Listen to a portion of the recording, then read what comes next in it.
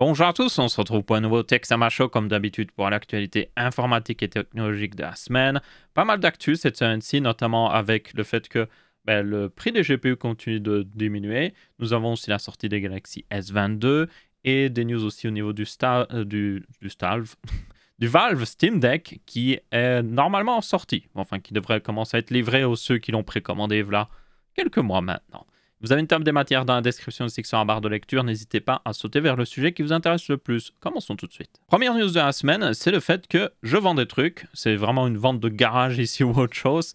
Au fil des années de faire la chaîne Texama, mais aussi la chaîne Gaming, j'ai accumulé certains produits parce que des fois, je reçois des produits gratuitement pour des vidéos sponsorisées, par exemple, mais aussi pour des tests. Alors, en général, les produits que je reçois gratuitement pour des tests, j'évite de les vendre parce que pour moi, il y a un petit conflit d'intérêt parce que ça veut dire que je touche techniquement de l'argent pour faire un test, même si techniquement, c'est pas comme s'ils m'avaient donné de l'argent, mais un produit gratuit, certaines personnes vont considérer que ça peut être influencer justement mon avis. Personnellement, ça n'influence pas mon avis. Et je fais aussi ça, justement, je garde le produit le plus longtemps possible. Et si je m'en débarrasse, bien souvent, je le donne à quelqu'un de ma famille ou autre pour éviter d'être influencé.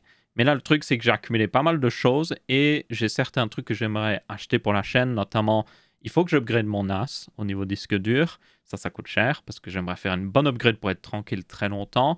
Il y a aussi certains produits que j'aimerais tester absolument, mais c'est tout simplement pas le budget. Donc, en gros, j'ai des trucs à vendre et tout ce que je vais vendre ici, je vais les utiliser pour améliorer la chaîne, tout simplement. Et il y a aussi certains trucs que j'aimerais améliorer au niveau de la chaîne, l'aspect graphique et tout ça. Engager un graphiste pour faire un petit peu tout ça, parce que je ne suis pas le meilleur en graphisme, donc ça ne ferait pas de mal une petite upgrade, je pense.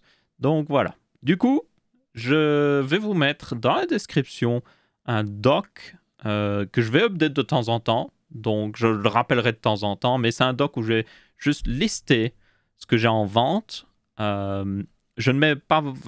J'essaierai de mettre des prix, mais des fois, honnêtement, je n'ai aucune idée du prix que je pourrais mettre quelque chose. Donc, certains trucs, je vous dirais, faites-moi une offre par email. Genre, je regarderai si il y a peut-être moyen de négocier, mais il y a certains trucs, je ne sais même pas le prix auquel les vendre. Je vais être très honnête. Mais voilà, je vais mettre ça. Et n'hésitez pas aussi à regarder ce doc. J'essaierai de le rappeler de temps en temps, surtout quand je l'update, je le rappellerai. Et comme ça, vous pouvez aller voir s'il y a quelque chose qui vous intéresserait. Tenez compte, toutefois, si vous achetez que dans l'Union européenne, ok. Si vous êtes malheureusement dans des territoires d'outre-mer en France, c'est très compliqué au niveau envoi. Si vous êtes en dehors de l'Union européenne, même par exemple la Suisse, ça peut être un peu compliqué, donc je suis désolé. Donc oui, on va dire vraiment France, Belgique, même si vous êtes en Allemagne, c'est peut-être possible, il n'y a aucun problème, mais tant que vous êtes dans l'Union européenne, ok, on peut du coup faire affaire ici, parce que en dehors, ça devient compliqué au niveau des frais de port. Après, si vous êtes prêt à payer des énormes frais de port pour l'avoir, ça ne me dérange pas, mais c'est juste que c'est vous qui allez le payer. Et puis, il pourrait aussi avoir des frais d'importation. Et ça peut être encore plus gênant. Donc, si vous êtes prêt à les payer, allez-y. Mais pour moi, ça me semble être un petit peu stupide. Donc, ouais. Voilà, c'était tout pour cette première news. Passons aux vraies news. La première news de la semaine, c'est évidemment le lancement des Galaxy S22, ou en tout cas, ils ont été annoncés, les précommandes ont été lancées aussi. On a aussi les tests qui sont sortis parce que il me semble que l'embargo pour les tests de la gamme S22 a été retiré. Du coup, il y a pas mal de tests qui sont déjà sortis. Et basiquement, pour ceux qui n'ont pas trop suivi, la raison pour laquelle aussi je parle pas mal ici des téléphones Samsung, c'est qu'en général, Samsung a pas mal d'influence sur le marché Android. Donc, c'est intéressant de voir ce qu'ils font. Du coup, les reviews globales, c'est que c'est des bons smartphones. Samsung ici n'a pas changé grand-chose. Ils ont pris un très bon téléphone qui était la gamme S21 et puis l'ont amélioré un petit peu. Meilleure construction. Certaines petites downgrades, notamment le S22 normal, non plus, a un petit peu moins de batterie, par exemple. Donc ça, c'est un petit désavantage. Et puis, évidemment, nous avons eu les gros changements au niveau du S22 Ultra, qui est basiquement devenu une Galaxy Note. Ok. Donc, la gamme Galaxy Note avait été abandonnée l'année dernière par Samsung et du coup, elle revient sous forme de Galaxy S22 Ultra, enfin de Galaxy S Ultra. Mais c'est vraiment une Note. Hein. C'est le côté très rectangulaire de la Note, le stylet tout dedans. C'est exactement une Note en vrai. Même qualité de construction et tout. Du coup, Celle-là aussi, il y a déjà, il me semble, quelques reviews qui sont sorties, mais globalement, Samsung a pris ce qu'ils avaient l'année dernière et l'ont amélioré. Donc, pour ceux qui aiment bien Samsung, ça peut être une bonne upgrade, surtout si vous avez un ancien téléphone Samsung de plusieurs années et que vous êtes en mode peut-être temps de changer. Surtout que Samsung est certainement l'un des opérateurs, enfin l'un des constructeurs de smartphones les plus disponibles chez les opérateurs. Donc vous pouvez avoir un abonnement et payer le smartphone moins cher. Donc ça peut valoir la peine. Pas dans tous les pays, mais dans certains pays, ça vaut vraiment la peine. Donc ouais, il n'y a pas plus à dire ici. Pour information, il y a le S22 du coup, le S22 Plus et le S22 Ultra. Et les prix sont toujours chers. Ça, c'est clair que le Pixel 6 est beaucoup moins cher que ce que fait Samsung ici. Mais bon, je pense que de toute façon, on ne va jamais revenir dans un monde où ça va dans l'autre sens. Ça va forcément continuer d'augmenter. Donc, on est un peu obligé de vivre avec. Un autre truc qu'ils ont annoncé aussi, c'est leur nouvelle gamme de Galaxy Tab, qui est du coup les Galaxy Tab S8. Et ça, j'étais plutôt intéressé de voir ce que ça donnerait parce que je suis possesseur d'une Galaxy Tab. Là, j'ai la S7 pour information qui est juste ici, qui est une très bonne tablette. C'est la version non plus d'ailleurs, qui est un peu plus petite. Parfait pour lire des e-books notamment. Très bon écran et très bonne puissance et aussi bonne batterie. Et du coup, ben, là, c'est un peu la même chose. Les deux Galaxy S8, donc la S8 et la S8 Plus, sont des améliorations de la S7. Juste légèrement améliorées, nouveaux processeurs, plus modernes et tout ça. Donc, un très bon choix aussi. Mais ça veut dire aussi que normalement les S7 devraient diminuer de prix. Elles avaient déjà été en promotion, notamment celle que j'ai là. J'avais acheté en promotion sur Amazon à un moment. Ça valait vraiment la peine. Donc là, on devrait réavoir des nouvelles promotions qui devraient les baisser de prix. Et ça pourrait vraiment valoir la peine pour les acheter. Surtout qu'il y a de la concurrence depuis. On l'a vu avec Xiaomi qui a sorti évidemment le Mi Pad 5, c'était, oui, il me semble. Bref. On a pas mal de concurrence maintenant, donc ça va continuer à rajouter de la concurrence dans le marché des tablettes Android, qui n'est pas le marché le plus développé. Je suis un grand adorateur de tablettes, vous devez le savoir, donc c'est pour ça que j'en parle. Mais par contre, un nouveau modèle qu'ils ont sorti, qui là sort un peu de nulle part, parce que genre, si Samsung avait déjà fait une tablette de très grand format par le passé, il me semble que c'était une tablette 17 pouces. Et là, ils sont revenus avec une tablette de 14,6 pouces. Donc, c'est basiquement un peu plus grand qu'un Ultrabook classique de 14 pouces. Mais la bordure d'écran est très fine, donc ça veut dire que ça ne prend pas beaucoup de place. Et ça reste une tablette aussi qui est très fine. Même tellement fine que moi, j'aurais peur de juste la prendre et elle plierait. Mais bon, après, la construction a l'air d'être bonne. Et si vous le mettez avec un dock, évidemment, ben, vous avez vraiment un ordinateur portable. Et pour ceux qui ne savent pas, Samsung a Samsung DeX, que vous pouvez utiliser sur smartphone, mais aussi sur tablette. Et là, sur tablette, c'est beaucoup plus intéressant parce que ça rajoute une interface similaire à Windows. Donc, vous pouvez ouvrir plusieurs applications, les mettre l'une à côté de l'autre. Vous avez un peu un... Bon, c'est peut-être pas un full Windows, c'est plus comme un Chromebook quand on y pense. Mais ça vous permet de faire pas mal de choses. Et je pense que pour beaucoup de gens, ce serait déjà largement suffisant. Et là, avec un écran plus grand, parce que c'était aussi le problème des tablettes, c'est que l'écran est tellement petit que les gens sont en mode c'est trop petit à utiliser comme un ordinateur portable. C'est juste beaucoup trop petit. Et là, ça devient beaucoup plus confortable. 14,6 pouces, c'est pas très loin d'un ordinateur 15,6 pouces. Et ça vous donne une bonne surface à utiliser.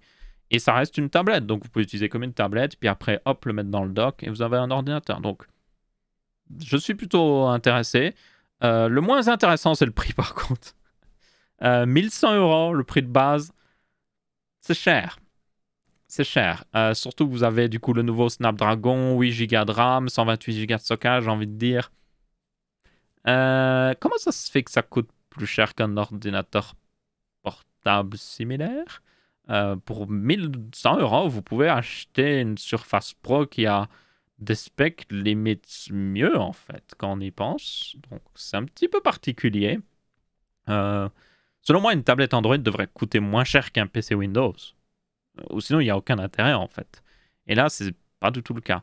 Bon, il y a quand même des intérêts, c'est que la batterie dure beaucoup plus longtemps qu'un PC Windows, mais voilà, je trouve ça dommage qu'ils aient fait aussi cher. Surtout que la concurrence en face, je vous rappelle, c'est évidemment l'iPad Pro avec une puce M1 qui est évidemment beaucoup plus puissant. et qui, selon moi, est un meilleur choix, en fait. Juste un meilleur choix. Donc, très intéressant. Je pense que c'est surtout le format de 14,6 pouces qui va être son point de vente et qui, apparemment, cette tablette est tellement populaire que Samsung a arrêté les précommandes parce qu'ils en ont trop. Après, peut-être qu'ils en avaient prévu pas beaucoup et qu'ils ont juste excédé ça, je ne sais pas trop. Mais une chose est sûre, c'est surtout son plus gros point de vente et la concurrence face à l'iPad Pro est quand même dure. Donc ouais, on verra bien. Mais personnellement, je suis intéressé parce que je suis toujours intéressé par les tablettes, comme j'ai dit. Mais bon, pour ce prix-là, beaucoup moins intéressé. Donc je vais juste l'ignorer. Ensuite, on a une news au niveau du Steam Deck qui est officiellement du coup sorti. Ou en tout cas, il va commencer à être livré pour ceux qui l'ont précommandé en 2021. Donc je vous rappelle que le Steam Deck, c'est la console portable de Valve qui est évidemment la compagnie derrière Steam. Et du coup, c'est une console assez intéressante parce qu'elle tourne sous Linux, mais grâce à la surcouche Proton de Valve, vous pouvez faire tourner pas mal de jeux qui sont normalement prévus pour Windows dessus. Même par exemple The Witcher 3 tourne très bien par exemple, donc ça c'est plutôt cool. Donc vous avez une console qui est plus efficace qu'un PC Windows. Ça reste un PC d'ailleurs, c'est un full PC. Vous pourriez faire tourner des programmes d'émulation, ce genre de choses. Donc c'est ouvert, hein. Vous n'êtes pas obligé de juste jouer à des jeux. Donc ça c'est un assez gros avantage. Et un autre avantage aussi, c'est qu'elle était vraiment pas chère. Donc 419 € de base. Alors il y en a qui vont me dire, oh c'est plus cher qu'une Switch, tout le tralala. C'est un full PC. Il y a un port USB type C. Vous pouvez brancher un dock, brancher un écran externe, un clavier, une souris, et commencer à l'utiliser comme un PC. Pour beaucoup de gens, ça pourrait être quelque chose de très pratique, franchement. Le modèle un petit peu plus avancé coûte plus cher, c'était un peu plus de 600 €, mais honnêtement, par rapport à ce que vous avez, c'est plutôt raisonnable comme prix. Et c'est une console plutôt bien conçue. Donc l'une des premières news, c'est que oui, ça arrive maintenant, les livraisons. Nous avons eu aussi beaucoup de vidéos preview qui montraient qu'est-ce que ça donnait au niveau chauffe, au niveau un petit peu des performances en jeu. Et franchement, ça tourne plutôt bien. C'est pas parfait, évidemment, ça reste une console portable. Notamment, certaines personnes se sont plaintes de la durée de vie de la batterie par rapport à un PC classique. Vous avez une plus petite batterie dedans, même si vous essayez d'économiser de l'énergie. C'est comme une Switch. La Switch n'a pas une batterie incroyable. La Switch, vous jouez avec certains jeux Switch 3 heures, c'est fini, vous n'avez plus de batterie. C'est un peu la même chose ici, et c'était logique en même temps. Je ne sais pas ce que certaines personnes s'attendaient. Si vous voulez économiser de la batterie, le meilleur, c'est de juste limiter le FPS, bien souvent, limiter les options graphiques, limiter le FPS, et là, vous allez durer beaucoup plus longtemps au niveau batterie. C'est ce que je fais personnellement sur mon One X Player, qui est une console similaire au Steam Deck. Bref, dans tous les cas, hâte de voir ce que ça donne. J'ai oublié d'en précommander une, enfin oublié. Je me suis dit, non, je vais attendre pour la précommander, et puis voilà.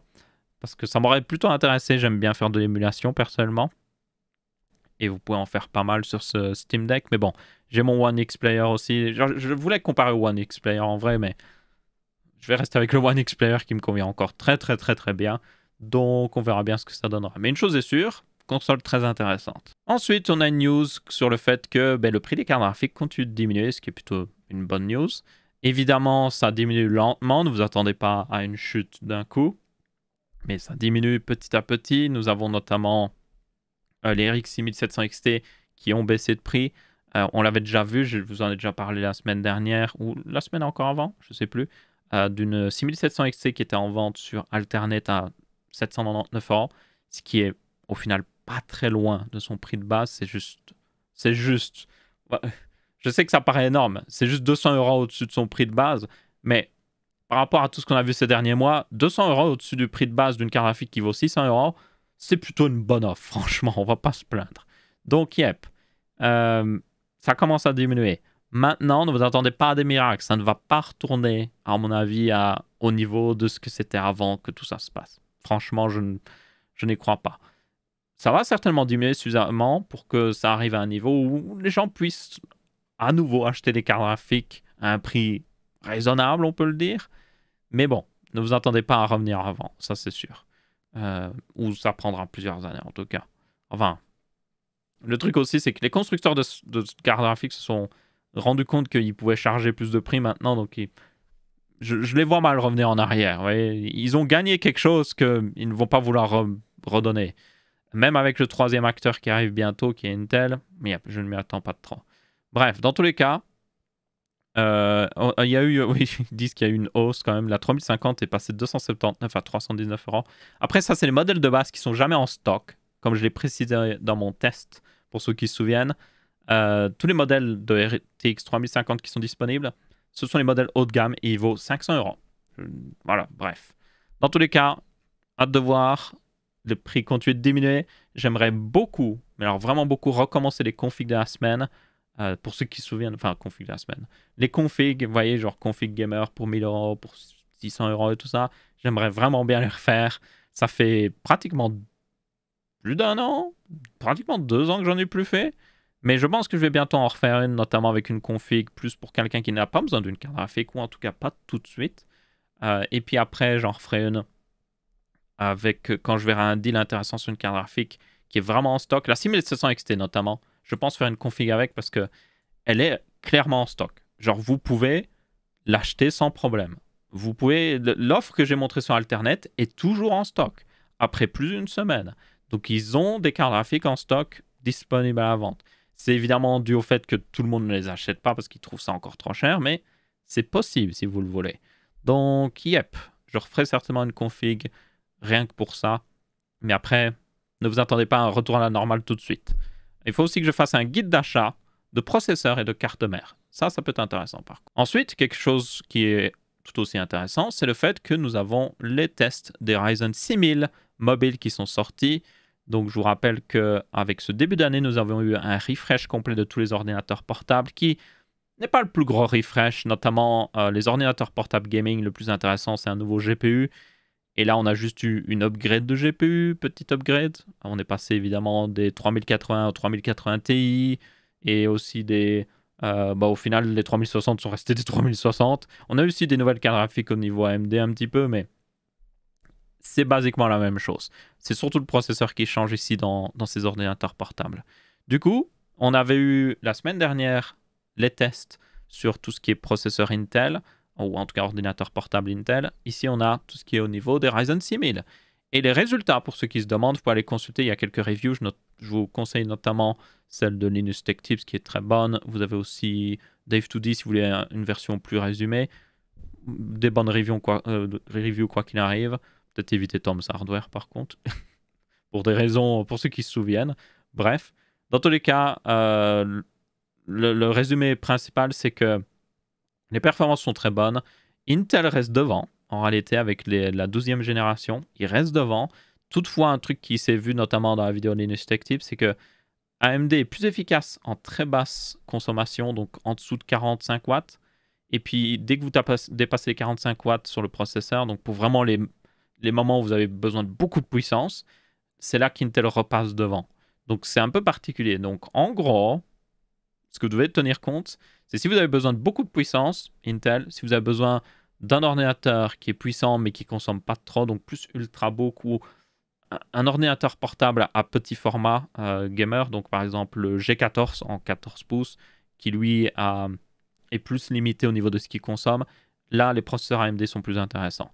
Donc c'est à vous de voir un petit peu selon votre utilisation, mais globalement, des très bons processeurs et même chose chez Intel. Donc ça, c'est plutôt une bonne nouvelle. Les deux se débrouillent bien. On a une bonne concurrence. Au niveau ordinateur portable, les prix sont un peu augmentés, évidemment, par rapport à avant, mais on a toujours des bons prix. On a des stocks. Franchement, si vous avez vraiment besoin d'un ordinateur maintenant, prendre un ordinateur portable n'est pas une si mauvaise stratégie. Surtout si vous êtes prêt à travailler un petit peu avec. Des petits conseils que je vous donnerais, c'est notamment acheter un truc pour le mettre en hauteur, pour qu'il y ait de la place en dessous, pour qu'il puisse prendre de l'air facilement. Vous pouvez aussi éteindre l'écran de votre ordinateur portable quand il est branché à un écran externe. Ça, c'est tout à fait possible de le faire sous Windows. Il y a un raccourci pour ça. Et du coup, ça vous permet de juste le mettre un petit peu plus loin. S'il fait un peu trop de bruit, vous le mettez un petit peu plus loin. Achetez un câble un petit peu plus long. Et puis comme ça, il peut faire son bruit un petit peu plus loin et vous pouvez l'utiliser comme un vrai PC. Et quelle autre recommandation j'aurais pour vous? Prendre un bon ordinateur portable. Les G14 et les G15 sont très bons chez Asus. Chez MSI, Ils n'ont pas des mauvais, mais c'est juste que les autres marques font meilleur en ce moment, notamment Lenovo avec les Legion 5 sont très bons. Vous avez aussi Alienware avec les 17 pouces qui sont bons, les 15 pouces sont moins bons par contre, et puis ça reste Alienware, donc peut-être que j'éviterai. Quelle autre marque il y a aussi? Razer, si vous voulez un Ultrabook. Après, Razer, c'est assez particulier selon moi, leur marché. Ils visent vraiment genre, oh, vous voulez un MacBook gaming? C'est vraiment ça. Bref, dans tous les cas, pas mal d'options sur le marché. Des prix qui sont raisonnables, surtout par rapport à un ordinateur fixe. Donc n'hésitez pas à aller voir s'il y a quelque chose qui vous intéresse. Les Ryzen 6000 et les Intel 12e génération sont bons tous les deux. Donc là, vous pouvez vraiment pas vous tromper dans ce que vous prenez. Ensuite, en parlant de processeurs, on reste avec ici une news qui concerne Intel, qui évidemment va mettre à jour leur NUC. Donc leur NUC, c'est mini PC qu'ils font. Donc au début, c'était vraiment des tout mini PC, et puis ils ont sorti des modèles un petit peu plus, on va dire, extrêmes. Et là, c'est évidemment le modèle ça ressemble énormément à un PC mini TX, et c'est même un petit peu plus petit. Et vous avez en gros une sorte de carte mère sur un slot PCI Express que vous branchez. Il y a un petit PCB en bas, et puis après, vous pouvez mettre une carte graphique à côté. Et l'avantage avec ça, c'est que c'est très compact. Ça reste un PC modulaire, donc vous pouvez changer la carte graphique, vous pouvez changer la RAM, vous pouvez changer les SSD. Et il me semble même que vous pouvez changer le processeur, parce que le socket... Genre, il y a un socket en dessous, il me semble, maintenant. Peut-être. Même si vous ne pouvez pas le changer, il y a pas mal de choses que vous pouvez changer, et ça, c'est plutôt cool. Même l'alimentation aussi. Et franchement, le design de cet Intel NUC Extreme est bien conçu. Et forcément, la news ici, c'est qu'ils vont le mettre à jour vers la 12e génération. Donc là, ce seront encore plus intéressants selon moi, parce que 11e et 10e génération étaient bons, mais AMD faisait meilleur. La 12e génération d'Intel se débrouille vraiment bien. Et là, c'est encore une fois une version mobile à 65 watts. Enfin, c'est pas une version mobile, c'est une version à 65 watts. Donc c'est le Core i9 12900, pour ceux qui se demandent. Donc ouais, ça devrait être plutôt intéressant. Il y avait aussi une autre news par rapport à ça, et c'est du fait que vous auriez normalement... Ah oui, d'ailleurs, il n'utilise pas de la DDR5, c'est assez bizarre. Il utilise la DDR4, pour ceux qui se demandent. Après, il y a des cartes mères Intel en DDR4 qui utilisent les derniers processeurs, donc c'est pas si étonnant au final, mais bon. C'est quand même étonnant que dans un Intel New qui ne nous ait pas mis de la DDR5, c'est peut-être pour économiser. C'est peut-être pas une mauvaise chose, parce que j'ai pas encore regardé le prix des slots, enfin des sticks de RAM DDR5 pour ordinateur portable, mais à mon avis, ils doivent coûter la peau des fesses. Donc, c'est peut-être pas une plus mauvaise idée. Une autre partie de cette news, c'est que apparemment, ils feraient une version dans le futur proche avec une carte graphique Intel qui serait directement intégrée, évidemment, que vous pourriez changer. Hein, ce serait juste à côté ici, et ça pourrait être plutôt cool. Ensuite, on a une news pour ceux qui voudraient redonner un coup de jeunesse à un ancien ordinateur en installant un nouveau système d'exploitation dessus, parce que Windows ne tourne plus très bien, par exemple. Ou par exemple, elle n'est pas compatible avec Windows 11, même si Windows 10 reste très bon. Mais par exemple, Windows 10 ne sera plus supporté en 2025, donc ça pourrait valoir la peine d'utiliser un système d'exploitation qui sera mis à jour, lui. Vous pourriez installer Linux, beaucoup de gens le font, mais Google a une autre alternative. Si vous voulez, vous pouvez installer Chrome OS Flex, qui est du coup Chrome OS. Donc, si vous n'avez jamais vu les Chromebooks, ce sont des ordinateurs portables souvent très peu chers, pas hyper puissants non plus, avec une version de justement Chrome OS. Et Chrome OS est un système d'exploitation qui a été fait par Google et qui est basiquement centré sur un peu le web. Donc vous avez un navigateur, mais vous pouvez installer des applications. Donc chaque site web peut être une application. Bien souvent, ça requiert quand même d'être connecté au web, mais pas toutes. Vous avez certaines applications qui sont aussi offline. Donc ça, c'est plutôt cool. Par exemple, toute la suite Google Doc et tout ça peut être utilisé offline. Donc ça peut être pratique si vous n'avez pas de connexion Internet. Et donc, au fil du temps, pour moi, les Chromebooks sont devenus de plus en plus intéressants. Notamment, les derniers Chromebooks peuvent faire tourner des applications Android. Et donc, ça vous permet de, par exemple, jouer avec ou juste faire tourner des applications Android qui sont pratiques. Donc, ça a étendu énormément leur catalogue d'applications. Donc, ouais, les Chromebooks, c'est pas si mal. Après, le plus gros problème des Chromebooks, c'est souvent qu'ils sont pas chers et qu'ils sont pas très bons en fait. La construction, tout ça, enfin, l'ordinateur portable Chromebook n'est pas très bon. Mais bon, si là vous l'installez sur un ancien ordinateur, vous en avez un petit peu, vous en fichez de ça. Et ça vous donnerait ça donnerait un coup de jeunesse à votre ordinateur, justement. Tenez compte que Chrome OS reste basiquement Linux. Il y a Linux qui tourne en dessous, pour ceux qui se demandent. Donc c'est comme installer Linux, mais juste une version beaucoup plus facile à utiliser pour ceux qui auraient un petit peu peur de justement d'utiliser Linux. Tout ne serait pas supporté. Pour ceux qui ont des ordinateurs qui, en dessous, je dirais, il disait dans l'article, en dessous de 2010 notamment, ce serait compliqué.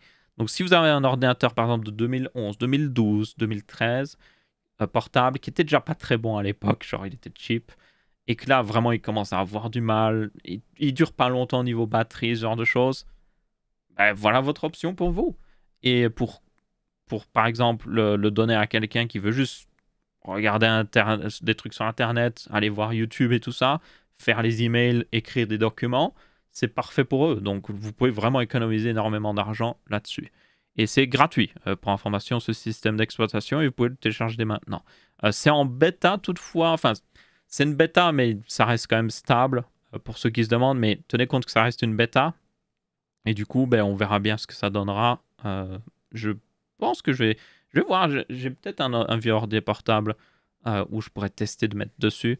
J'en ai quelques-uns à réparer notamment qui ont des problèmes, même si j'ai pas encore découvert d'où venait le problème de certains. Il faut que je les identifie, mais ça pourrait être intéressant de mettre justement Chrome OS dessus. Quoique j'ai un ordinateur portable qui fonctionne toujours. Bon, il est à moitié pété, mais ça pourrait être intéressant de tester. Ensuite, on a une news sur une compagnie que je ne respecte pas du tout, et c'est pour ça en partie que je parle de cette news. Donc c'est Eve. Eve est une compagnie qui a commencé à faire des Surface Pro Killer. Donc c'était une Surface Pro, mais pour moins cher. Sauf que c'était pas exactement une Surface Pro. Il faisait déjà un petit peu de raccourci marketing à cette époque-là. Notamment, il disait, oui, on a un Core i7. Sauf que c'était un Core i7 ultra mobile. Donc c'était les Core i7 Y, la série Y. Et du coup, c'était genre des Core i7 avec 2 cœurs. Donc c'était pas un Core i7, basiquement. Donc vous voyez ce genre de raccourci qu'il faisait au niveau marketing. Et il y a eu pas mal de controverses là-dessus, notamment des gens qui ont commandé un Eve, je sais plus le nom d'ailleurs, Eve 5, il me semble que c'était, et qui ne l'ont jamais reçu, et qui ne se sont pas fait rembourser. Et après, ils ont changé, ils ont dit « Oh, on va faire des écrans maintenant !» Et là, même chose, il y a des gens qui essaient de se faire rembourser pour les écrans parce qu'ils ont été sacrément en retard. Donc, il y a des gens qui ont dit « J'aimerais me faire rembourser, vous êtes trop en retard, il n'y a plus aucun intérêt. » Mais ils n'ont pas été remboursés forcément. Il y a aussi une vidéo très célèbre, une vidéo que j'ai vue qui, je pense, a été pas mal vue de Linus Tech Tips où il teste un de ses prototypes de cet écran. Et genre, il y a plein de problèmes dessus. Et c'est censé être, genre, c'est un prototype qu'ils ont envoyé à Linus Tech Tips. Donc, quand vous envoyez un prototype, vous assurez qu'il fonctionne. Surtout si vous l'envoyez à un YouTuber, quoi. Sinon, vous attendez juste à avoir des problèmes. Et en plus, ils ont envoyé un prototype 2 mois avant la date de sortie. Le truc était buggé. Donc ouais, n'achetez pas un écran Eve. Vraiment, je vous le dis. Peut-être qu'ils vous livreront. Hein. Je dis pas qu'ils sont juste mauvais et tout ça. Je dis juste que c'est pas une compagnie que je mettrai mon argent dedans. Et le truc aussi qui a fait un petit peu le buzz ces derniers temps, c'est qu'ils ont sorti le premier écran glossy gaming. Je suis en mode... What? L'écran que j'ai devant moi, qui est un écran gaming, est glossy. Et il est sorti avant cet écran. Donc je suis en mode, qu'est-ce que vous racontez? Qu'est-ce qu'il raconte? En plus, on peut tenir compte aussi que, par exemple, les TV OLED qui sont glossy ont un mode gaming que vous pouvez utiliser comme un écran. Bon, après, évidemment, c'est le premier, je pense que c'est le premier à 27 pouces avec une finition glossy. Mais bon, voyez encore le raccourci marketing. C'est vraiment ça. La raison pour laquelle ils ont fait un écran glossy, d'ailleurs, pour ceux qui se demandent, c'est que les écrans glossy, quand vous mettez une couche pour empêcher qu'il y ait des reflets de lumière, cette couche va diffuser la lumière sur la surface. Ça se voit, hein. Quand vous avez un reflet, il est très net. Quand vous diffusez la lumière pour que le reflet soit moins important, vous diffusez cette lumière sur une plus grande zone. Et du coup, bien souvent, ça fait un effet un petit peu genre brouillard. Vous voyez ? Donc les couleurs sont un petit peu moins bonnes forcément. Les couleurs la lumière qui sort de l'écran, elle aussi se fait en partie diffuser. Du coup, les couleurs sont moins vibrantes, vous avez un peu moins de contraste, ce genre de choses. Donc il y a une raison très bonne d'utiliser un écran glossy, c'est d'avoir juste des meilleures couleurs. Le problème des écrans glossy, c'est que ça reflète beaucoup. Genre vraiment beaucoup. J'ai un écran glossy, je peux vous dire que je vois un reflet de ça, de mon PC. La lumière, là, je le vois en partie à gauche de mon écran quand il n'est pas assez lumineux, quand il fait sombre. Mais comme c'est sur l'extrémité, ça ne me dérange pas trop. Mais je vous le dis, si vous avez des lampes dans une pièce et vous utilisez un écran glossy, vous allez passer un mauvais quart d'heure parce que vous allez juste vous voir en permanence. Donc, je ne recommande pas forcément un écran glossy. Ça vous donne vraiment des meilleures couleurs, mais vous sacrifiez aussi pas mal de choses. Si vous jouez souvent dans le noir et qu'il n'y a rien qui vous éclaire vraiment, bon, techniquement l'écran vous éclaire, mais si vous jouez dans le noir, c'est peut-être mieux. Mais si dès que vous avez un PC avec du Full RGB ou juste une lampe qui traîne quelque part, ou une fenêtre, alors là, vous allez avoir des reflets, mais de partout. Donc ouais, je ne conseille pas forcément. Et certainement pas de chez Eve, parce que voilà. Donc je voulais juste vraiment faire cette news pour vous dire, faites attention à Eve, parce que je sais pas comment ça se fait qu'ils ont fait tellement vraiment de mauvaises choses à beaucoup de gens, et même avec le fait qu'ils étaient hyper en retard sur leur écran, qu'ils refusent de rembourser certaines personnes, et qu'ils ont donné un prototype qui était totalement buggé à un gros YouTuber, et malgré tout ça, les gens continuent de faire des vidéos sur eux en mode « Oh, regardez, ils ont fait un écran glossy, c'est trop bien. » Je ne comprends pas trop. Comment ça se fait qu'ils arrivent toujours à avoir autant de publicité positive alors que, basiquement, selon moi, c'est une mauvaise compagnie. Donc, ouais, faites attention à eux. Une autre news sur une marque qui, elle aussi, se lance dans les écrans. Vous avez Corsair aussi qui avait lancé des écrans récemment. J'ai l'impression que tout le monde veut faire des écrans ces derniers temps. Bref, Color Master a annoncé un écran, c'est le GP27-FQS. Toujours des noms fantastiques d'écrans. Le gros point important de cet écran, c'est qu'il a un écran mini LED. Donc les mini LED, je vous rappelle, ce sont des LED miniatures qui permettent de mieux contrôler le backlight de votre écran, donc le rétroéclairage de votre écran, et du coup avoir par exemple la possibilité de l'éteindre à certains endroits et tout. Donc ça permet de faire un peu un compromis entre un écran LCD classique et un écran OLED. C'est un petit peu au milieu des deux selon moi. Et ça permet aussi d'atteindre des niveaux de luminosité beaucoup plus importants. Donc mini LED, c'est vraiment cool. Le problème du mini LED, ça coûte la peau des fesses. Et là, cet écran coûterait apparemment, c'est pas encore totalement défini, mais il coûterait en dessous de 1000 € déjà. Donc ça, c'est une grosse news. Et il coûterait même plus proche de 600 € que 1000 €. Et pour ce prix-là, c'est un écran pour information QHD aussi, donc pas du 4K, c'est du 1440p, 165 Hz. C'est des plutôt bonnes specs. Et pour ce prix-là, avec une dalle mini LED, honnêtement, c'est plutôt pas mal. Donc vous avez 576 zones pour ceux qui se demandent. Donc vous pouvez éteindre 576 zones de LED. Et il a un bon taux de réponse aussi. Et franchement, ouais, ça pourrait être intéressant. Maintenant, il faudra voir quand ce sera sorti. C'est leur premier écran à Color Master. Après, le truc aussi que vous devez tenir compte bien souvent, c'est que c'est le cas de beaucoup de marques qui font des écrans, c'est que c'est pas vraiment eux qui font l'écran. En fait, ils prennent une dalle qui vient de chez LG, ils mettent leur contrôleur qu'ils veulent, bien souvent ils utilisent un truc générique, ils font leur châssis évidemment, qu'ils font fabriquer dans une usine, et ils s'assemblent un petit écran comme ça en fait. Donc beaucoup de constructeurs d'écran ne font pas au final le point le plus important de l'écran qui est la dalle. Ils font qu'acheter la dalle à un autre constructeur et puis ils le mettent dans leur écran. Même des marques comme Asus, qui font énormément d'écrans depuis des années, ne font pas leurs dalles eux-mêmes. Les dalles viennent de chez LG, bien souvent, ou même d'autres constructeurs de dalles. Après, Asus fait beaucoup plus du reste de l'écran que certaines marques, mais c'est juste pour vous dire. Donc, ici, s'ils se débrouillent un minimum bien, ils vont prendre une bonne dalle d'un bon constructeur, ils vont prendre un bon scaler, donc le bon contrôleur qu'il y a derrière, et juste assembler un bon écran, en fait. Le plus important, ce sera le calibrage de cet écran, au final, qu'ils devront faire, et s'assurer qu'il ne soit pas buggé, comme celui de Eve. Donc, yep, ça pourrait être intéressant.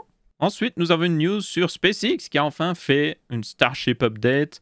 Donc ça, c'est quelque chose qu'on attendait depuis très longtemps. Donc c'est tout simplement une update de Elon Musk sur Starship, qui, je vous rappelle, est leur nouvelle fusée qu'ils sont en train de designer en ce moment, et qu'ils ont même un prototype d'assemblée, on a une image d'ailleurs. qui est entièrement stacké ici. Et c'est extrêmement classe. Donc là, vous avez, juste pour vous resituer, hein, la taille de cette fusée. Donc là, on a le ship, qui est la partie supérieure, le deuxième étage. Nous avons le booster, juste en dessous, qui est le premier étage. Et juste en dessous, vous avez par exemple là une énorme grue camion. Vous avez un 4x4 ici. Vous avez des personnes ici qui marchent. Donc ça vous donne juste la taille de ce truc-là. Énorme, vraiment énorme. 9 mètres de diamètre. C'est une énorme fusée. C'est la plus grande fusée qu'on ait jamais construite jusqu'à maintenant, pour ceux qui se demandent. Et du coup, ben, ils ont donné une update. C'était assez intéressant. Je vous invite à aller voir. Pour résumer un petit peu, il a refait un résumé en fait de tout le programme un petit peu Starship. C'était plus une présentation qui était destinée à des gens qui ne sont pas forcément des experts en tout ce qui est Starship et SpaceX et tout ça. Donc c'est un point positif selon moi. Mais globalement, ils donnaient une update et les progrès qu'ils ont fait. Et c'est plutôt prometteur. Donc là, un autre progrès qu'on a vu, c'est notamment cette tour qui est hyper importante. Donc ça, c'est la tour de lancement. C'est ce qui permet notamment de faire monter le carburant par ce petit bras que vous avez ici dans le ship. Vous avez aussi les bras. D'ailleurs, cette tour est appelée Mechazilla. Je ne déconne même pas. Donc ces bras-là servent à notamment prendre le ship au sol. Il était au sol. C'est ces bras-là qui l'ont pris. Genre, ils viennent, ils mettent de chaque côté, et puis ils le soulèvent, et puis ils repassent au-dessus du booster, et puis pouf, ils le mettent. Donc ça, c'est déjà ultra cool. Mais en plus, ces bras-là vont servir à attraper le booster quand il reviendra sur Terre. Enfin, quand il reviendra, oui, sur Terre, techniquement, même s'il part pas dans l'espace. Mais quand il voudra réatterrir, c'est ces bras-là qui vont l'attraper. Ce qui est assez bien de la folie, on peut le dire. Et ça marche plutôt bien. Alors, ils n'ont pas encore testé le fait d'attraper un booster qui revient, mais ils ont déjà testé le fait de prendre un ship et de le stacker. Ça marche plutôt bien. Donc ça, c'est une très bonne nouvelle, parce que ça veut dire qu'ils n'ont plus besoin de grue. Parce que la dernière fois qu'ils ont stacké le ship et le booster, ils ont dû utiliser une grue qui est la LR 11000, qui est l'une des plus grandes grues au monde, qui peut rouler au sol. Et ils ne pouvaient pas en avoir une tout le temps à côté, c'est un peu irraisonnable. Donc là, ils ont juste pu prendre avec les bras et le mettre. Et c'est aussi très important au niveau de... Le but de cette fusée, pour ceux qui se demandent, c'est qu'elle soit réutilisable à 100% déjà, et qu'elle soit réutilisable très rapidement. Parce que vous pouvez faire un truc 100% réutilisable, mais s'il vous faut 6 mois pour réutiliser le truc, ça ne vaut pas la peine. Et s'il vous faut des êtres humains pour aller chercher le truc avec une grue et le remettre dessus, ça ne vaut pas la peine non plus. Donc un exemple de scénario de comment ils veulent l'utiliser, c'est que vous avez le ship qui est chargé avec des satellites prêts à partir, ou avec peut-être même des gens. Booster en dessous, évidemment. Il décolle, le ship part dans l'espace, c'est génial. Le booster réatterrit, est attrapé par les bras et remis directement sur la plateforme de lancement. Ils font quelques checks, certainement. Donc peut-être ça prend 1 heure, ils font quelques checks. Ils remettent du carburant dedans. Ils remettent un autre ship par-dessus, où ils pourraient remettre le même, techniquement, qui aurait lui aussi atterri un peu de la même manière, en se faisant attraper par les bras. Apparemment, c'est ce qu'ils veulent faire dans le futur. Et puis, ils repartent, ils refont un lancement. Et ça, c'est beaucoup plus rapide que, par exemple, la Falcon 9, qui est le booster de la Falcon 9, est entièrement réutilisable, pour ceux qui se demandent. Ils en ont déjà réutilisé jusqu'à 10 fois certains de ces boosters. Mais le problème, c'est quand il atterrit, déjà il atterrit sur une barge, parce qu'il le pousse vraiment à ses limites, donc ils sont obligés de le faire aller atterrir sur une barge. Ils ne peuvent pas le faire revenir au site de lancement sur Terre. Donc c'est en mer qu'il est, du coup, cette barge sur la mer. Et du coup, la barge doit revenir, ça prend plusieurs jours. Et ensuite, il faut plier les pieds du booster. C'est une opération qui requiert des personnes à faire. Donc, ils doivent plier les pieds avec une grue et tout. Et après, ils doivent le retransporter, le vérifier, le remettre sur le pad de lancement. Au final, si vous voulez le réutiliser hyper vite, il leur faudrait quand même au minimum 1 semaine. Vraiment. Là, ils veulent le faire en quelques heures. Donc, c'est juste pour vous dire.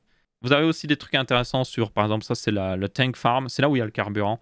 Donc, vous avez, je sais plus, alors, il me semble qu'il y en a 3 pour le nitrogène. Il y en a 2 pour l'oxygène. Ou alors, non, c'est 2 nitrogènes, 3 oxygènes et 2 pour le méthane. C'est les 2 pour le méthane, c'est les 2 derniers ici, ça, je le sais. Celui-là qui est un peu différent, c'est pour de l'eau. Il y a juste de l'eau dedans. Ça aussi, c'est du méthane, les 2 trucs. Ils ont quelques problèmes avec ce truc-là, apparemment. C'est que, par exemple, dans la législation du Texas, c'est là où est le pad de lancement, les trucs en méthane doivent avoir des murs autour. Il y a plein de prérequis. Et en fait, ces trucs-là ne suivent pas ces prérequis. Donc, peut-être qu'ils auraient des petits problèmes là-dessus. On verra bien. Donc ça, c'était évidemment très important. Ça a pris beaucoup de temps. Vous avez le pad de lancement aussi qui a pris énormément de temps au niveau de la construction. Vous avez notamment le Quick Disconnect ici. Donc ici, vous avez un truc qui se met et qui branche des tuyaux au booster pour amener le carburant ainsi que le comburant. Et le bras aussi ici qui est très important, qui attrape le booster, qui permet aussi de le stabiliser et qui branche aussi dans le chip pour lui donner le carburant et le comburant. Et puis évidemment, les bras de Mekazila qui permettent de stacker. Très impressionnant tout ça, franchement. Si vous regardez dans la présentation, on le voit en arrière-plan. Donc pendant qu'il parle, vous avez le booster qui est juste derrière avec le chip par-dessus. C'est énorme. C'est franchement énorme. Donc ouais, très intéressé de voir ce que ça va donner. Une autre news par rapport à ça un petit peu, tant que j'y suis, je suis énormément tout ce qui est Starship. Pour information, je regarde des vidéos pratiquement tous les jours, donc j'adore ce genre de trucs. Une autre news intéressante, c'est qu'ils vont faire ce pad de lancement, cette tour et tout, genre les bras et tout, à peu près pareil à leur autre pad de lancement qu'ils ont en Floride au Kennedy Space Center. Donc c'est le pad qu'ils utilisent principalement. Ils en ont plusieurs en réalité. Ils en ont 2 là-bas en Floride. Ils en ont un aussi sur la côte ouest. Et celui qu'ils utilisent actuellement, où est-ce qu'ils vont faire cette méga tour d'ailleurs, c'est le 39A, c'est le LC39A si je me souviens bien du nom. C'est celui qui a été utilisé par notamment la Saturn V pour envoyer les hommes sur la Lune. Donc c'est un pad historique et ils voudraient faire cette énorme tour qui sera... Alors ils vont garder le pad quand même comme il est, mais ils vont mettre ce pad pour Starship un petit peu juste à côté en fait. Parce que les pads à Kennedy Space Center sont plutôt massifs, donc ils ont largement la place d'en mettre un petit peu plus loin. Et donc c'est ce qu'ils vont faire. Et ça, la construction apparemment est déjà en train de commencer. Ils sont en train de construire aussi une énorme usine en Floride pour fabriquer les Starships, certainement là aussi. Apparemment, ils voudraient les fabriquer à 2 endroits, donc au Texas et en Floride en même temps. Le but, apparemment, ce serait d'en avoir une flotte énorme. Ça, c'est un petit peu le plan fou de Elon Musk. Personnellement, je ne suis pas forcément convaincu, mais il voudrait en fabriquer tellement pour qu'il puisse continuer d'amener des gens, par exemple, sur Mars. Voilà. Donc, on verra bien ce que ça donnera à ce niveau-là, mais une chose est sûre, ils sont très sérieux là-dessus, et j'ai hâte de voir ce que ça va donner. Donc, ils sont en train de construire cet énorme truc, et aussi, ils ont construit des petits plans en béton qu'ils avaient fait, comme ici, à ce site de lancement, enfin, à ce site-là, mais un petit peu plus loin, près du site de construction. Ils avaient fait des plans en béton, et en fait, c'était pour construire cette tour-là. Donc, vous avez 4 plots en béton, ils construisaient par segment cette tour-là. Comme ça, après, ils transportaient les segments et puis les assemblaient l'un dessus l'autre, un peu comme des Lego. Et c'était plus facile de construire la tour comme ça. Parce que vous pourriez juste l'assembler et la monter, mais plus vous êtes haut, plus c'est compliqué. Alors que si vous construisez les trucs près du sol, c'est beaucoup plus facile, c'est beaucoup plus sûr. Et après, vous prenez chaque bout et vous les stackez l'un sur l'autre. Donc, c'est ce qu'ils vont faire aussi en Floride. Et ils ont déjà commencé, en fait. Donc, vraiment hâte de voir ça. Et du coup, c'est à peu près tout pour ce texte à ma show aussi. J'espère que vous avez bien apprécié. Si c'est le cas, vous pouvez laisser un petit pouce bleu. Si ce n'est pas le cas, vous pouvez laisser un pouce rouge. N'hésitez pas à checker le doc si vous avez quelque chose que vous voudriez acheter peut-être et soutenir mes futurs projets, notamment le NAS. Et du coup, on se retrouvera pour une prochaine vidéo. Ciao, ciao!